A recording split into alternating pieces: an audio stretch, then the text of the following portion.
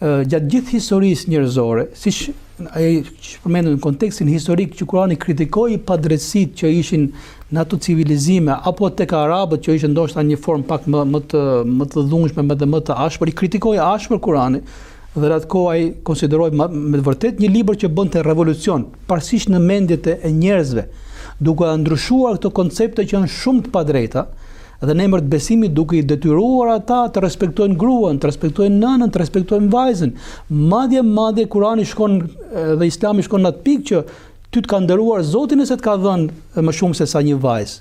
Duke thënë që kjo, nëse ti bëhesh shkak për edukimin e mirë të kësaj, ti jo ta kesh faqen e zezë, po ti ke faqen e bardhë, një augur të mirë, nga një augur i zi, nga i frikë, nga një siklet për dalë përpara njerëzve, një mundësi shumë të mirë për të lënë gjurmë të mira në këtë botë dhe për të fituar parajsën në botën tjetër. Imagjino ti qasësh vajzës, fëmijës tënd, çfarë qasje është kur e shikon atë si bardhë dhe siklet, edhe do ta pranosh, do ta përtypesh me zor, dhe kur e shikon nga krahun tjetër që kjo është shkaku që unë do të fitoj parajsën e Zotit dhe shkaku që nëse unë edukoj siç duhet, kjo do bëhet shkak për të përmirësuar shoqërinë. Është qasje komplet e ndryshme. Për fat keq muslimanët nuk kanë qenë në nivelin e këtij emancipimi apo të këtyre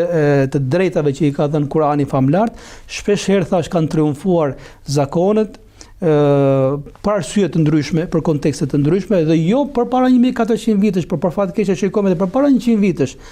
Por për ta kuptuar më drejt këtë, është mirë të lexohet jeta e profetit Muhammed alayhis salam dhe marrëdhënia që ai ka patur me gratë. Aty do të kuptosh sepse ai ka qenë, po themi, zbatimi më i mirë i këtyre direktivave hyjnore. Edhe do shikojmë që jemi jashtëzakonisht shumë larg me atë etik, me atë